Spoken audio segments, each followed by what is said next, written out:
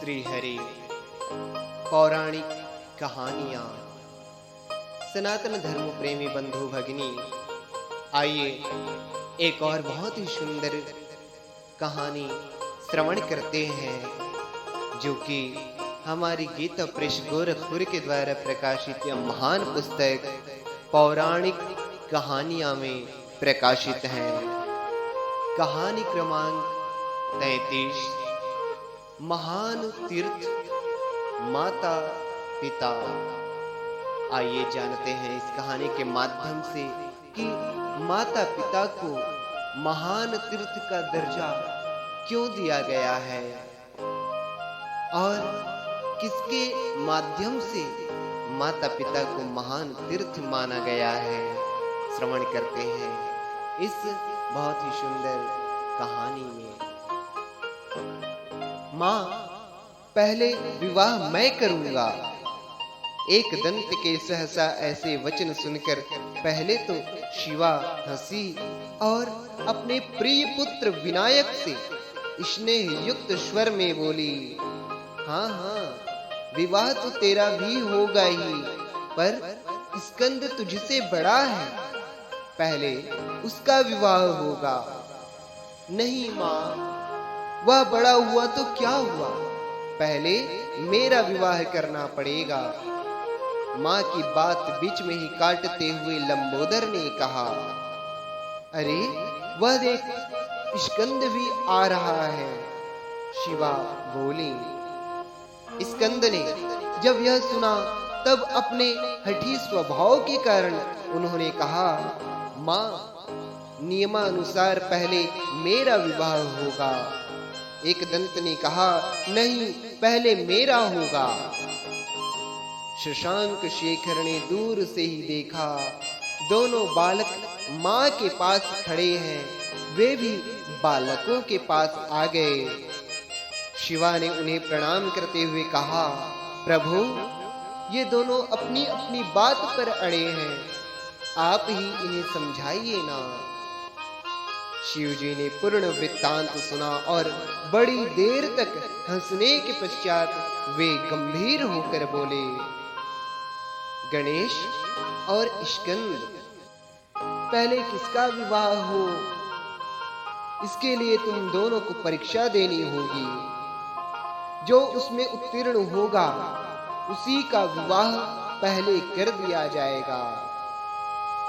दोनों ने सहमति प्रकट की। आशुतोष ने परीक्षा का अत्यंत सूक्ष्म विवरण बताया। देखो, जो पृथ्वी की परिक्रमा कर पहले लौटेगा उसी का विवाह पहले होगा। मयूर वाहन कार्तिकेय तत्क्षण मंदरगिरी से द्रुत गति से चल पड़े। मूषक वाहन मुख शांत खड़े थे। बेचारा चूहा भी अपने गोल गोल आंखों से टुकुर टुकुर निहार रहा था। अरे, खड़ा खड़ा मुंह क्या ताक रहा है, तेरा बड़ा भाई चला भी गया, तू भी जाना परिक्रमा पर। भगवती ने गणेश से कहा। अचानक गणेश को न जाने क्या सूझा, उन्होंने माता पिता से विनय करते हुए कहा, मैं अभी आ रहा हूं, तब तक आप दोनों यहीं बैठे। कहते हुए गणेश भवन की ओर दौड़ पड़े। शिवा शिव एक दूसरे को देखते रह गए। क्या करने गया है? अभी दोनों आश्चर्यचकित एक दूसरे को देख ही रहे थे कि गणेश हाथ में पूजा की थाली लिए शीघ्रता पूर्वक आते दिख पड़े। निकट आकर उन्होंने पूजा की थाली दोनों के चरणों में रख दी और हाथ जोड़कर माता पिता की परिक्रमा करने लगे। शिव पार्वती इस विचित्र दृश्य को देखकर अपनी हंसी रोक न सके और बोले, अरे, यह क्या नवीन आयोजन कर रहा है। बिना प्रत्युत्तर दिए गणेश ने 7 परिक्रमाएं पूर्ण की तथा पूजा की थाली उठाकर माता पिता की आरती उतारी। उन्हें चंदन लगाया, भोग की कटोरी सामने रखी और दोनों को साष्टांग दंडवत प्रणाम किया। फिर वे उठकर बोले, करो मेरा विवाह। शिवा शिव दोनों ने जी भर कर हंसे। शिव ने पूछा, अरे क्या गिरी काननों सहित सप्तद्वीपमय संपूर्ण वसुंधरा की परिक्रमा हो गई? बुद्धि सिंधु गणेश ने स्वीकृति में सिर हिलाते हुए कहा, अब और रह ही क्या गया है। वेद शास्त्रों के द्वारा उद्घोषित प्रमाण के अनुसार माता पिता की परिक्रमा करने से पृथ्वी की परिक्रमा पूरी होती है। आशुतोष भगवान शिव और माता पार्वती ने भी यह स्वीकार किया। इस प्रतियोगिता में सिद्धि विनायक गणेश की विजय हुई।